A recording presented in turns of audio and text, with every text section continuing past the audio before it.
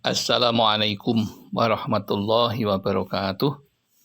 Bismillahirrahmanirrahim. Alhamdulillahirabbil alamin. Wassalatu wassalamu ala asrofil anbiya'i wal mursalin sayyidina wa maulana Muhammadin wa ala alihi wa sahbihi wa man ihtada bihadyihi ila yaumiddin, amma ba'd. Jamaah Al-Fatih Channel dan sahabat YouTube dimanapun Anda berada, kami merasa senang bisa berjumpa dengan saudara-saudaraku, terlebih-lebih kita saat ini diberi kesehatan yang baik oleh Allah.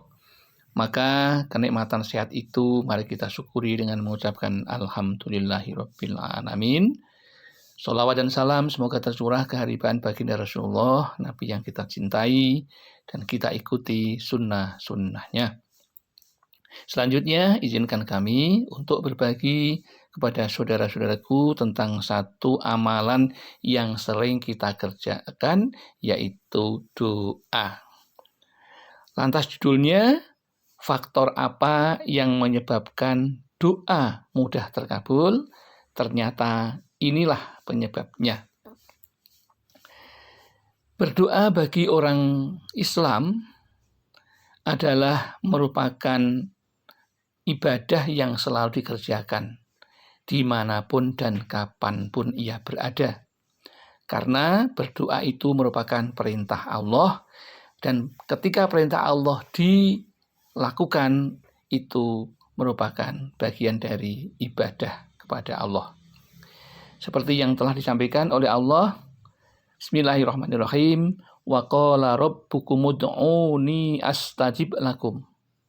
Yang artinya, dan Tuhanmu berfirman, berdoalah kepadaku, niscaya akan kuperkenankan bagimu. Al-Quran surat Ghafir ayat 60. Itulah firman Allah yang menyatakan kita itu disuruh untuk berdoa kepada Allah dan Allah akan mengabulkan. Namun dalam kenyataan, Allah mengabulkan doa hambanya itu bermacam-macam. Ada 3 jenis cara Allah subhanahu wa ta'ala mengabulkan doa hambanya. Yang pertama adalah kategori halan, yang artinya seketika.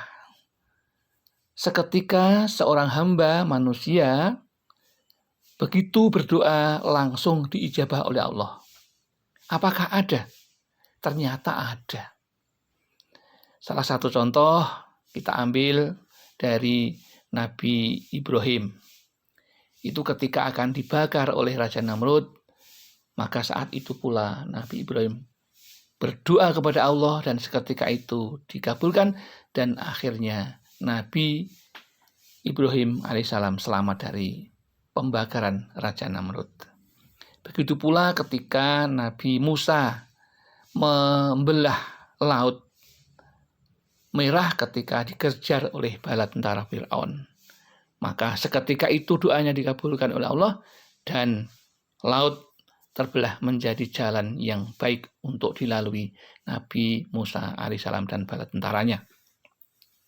Dan akhirnya Raja Fir'aun dan bala tentaranya juga tenggelam di dalam Laut Merah setelah dipukulkan kedua kali. Laut kembali menjadi laut yang tadinya terbelah menjadi jalan, kemudian menjadi laut kembali. Dan masih banyak contoh yang lain. Ya. Kemudian ada kategori doa yang dikabulkan dengan cara muajjalan, disegerakan. Ya. Bisa 1 hari, 2 hari, 3 hari, 4 hari, sampai sebulan, atau sampai setahun, sampai 2 tahun. Ya. Itulah Allah mengabulkan secara muajjalan. Tetapi ada pula yang dikabulkan secara muakhiran, yaitu akan diberikan ketika besok di akhirat. Bahkan menurut para alim ulama, orang yang di dunia doanya belum dikabulkan tetapi dikabulkan di akhirat, sampai di sana terbengong-bengong dan terkagum-kagum karena mendapatkan pahala yang luar biasa. kemudian ditanyakan kepada malaikat, dari siapakah kami mendapatkan ini? Ternyata itulah doa-doamu yang dulu belum dikabulkan di dunia dan diberikan di akhirat. Itulah kategori Allah memberikan pengabulan doanya. Ternyata ada penyebab dikabulkannya doa seseorang. Nah, ini perlu Anda ketahui jika Anda sedang berdoa dan sering melakukan doa, maka penyebab doa dikabulkan itu ternyata ada penyebabnya. Yang pertama, jika seseorang berdoa dengan ikhlas dan tidak berbuat syirik, maka doanya akan mudah dikabulkan oleh Allah. Ikhlas itu hatinya tidak menggerutu, ya. Bighairi suhtin, tidak menggerutu, ya. Kemudian tidak berbuat syirik, yaitu menyembah selain Allah.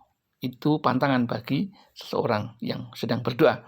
Kemudian yang kedua, yaitu memulai dengan basmalah, hamdalah, dan sholawat ketika berdoa. Maka diawali dengan membaca syukur dengan ta'awud, basmalah, hamdalah, dan sholawat. Itu adalah pembuka sebuah doa agar bisa langsung sampai kepada Allah. Kemudian faktor penyebab yang ketiga, yaitu ketika berdoa kita harus sungguh-sungguh dan tidak lalai. Ini sulit ya, karena kita tidak khusyuk saat berdoa atau sholat. Karena sholat itu juga bagian dari doa. Ya, isinya doa-doa semuanya. Jadi ketika kita berdoa dan kita sholat, kita harus bersungguh-sungguh, konsentrasi atau khusyuk, memusatkan perhatian kita, dan tidak lalai kepada Allah yang menyaksikan sholat kita, dan seolah-olah kita bisa menghadap Allah, dan Allah kita yakini melihat kita.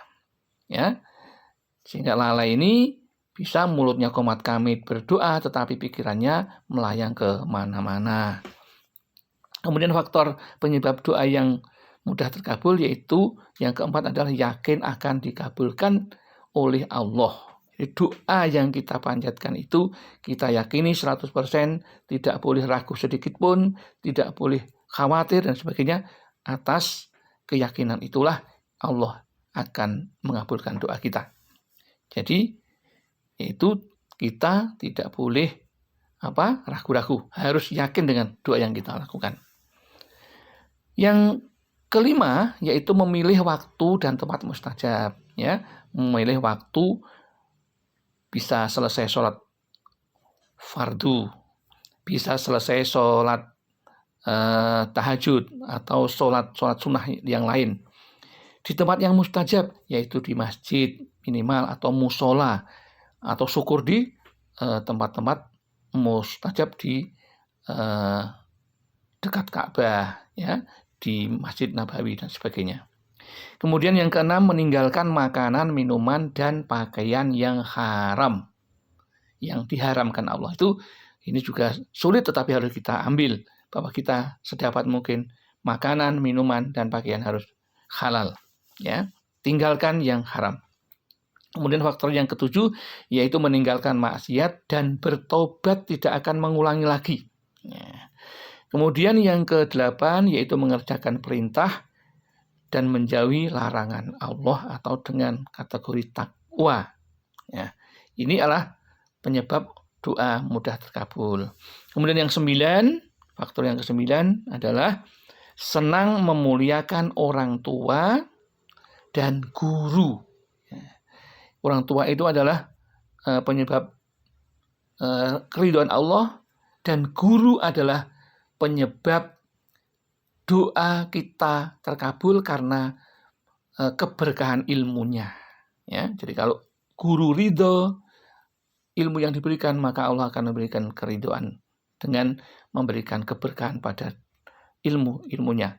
Kemudian yang ke-10 adalah menyerahkan hasil semua permintaan atau doa kepada Allah dengan rasa tawakal atau menyerahkan sepenuhnya setelah kita berusaha lahir dan batin. Demikian yang dapat kami sampaikan. Ada kekurangan kekhilafan, kami mohon maaf yang setulus-tulusnya. Akhirul kalam billahi taufik wal hidayah wal inayah wal barakah. Wassalamualaikum warahmatullahi wabarakatuh.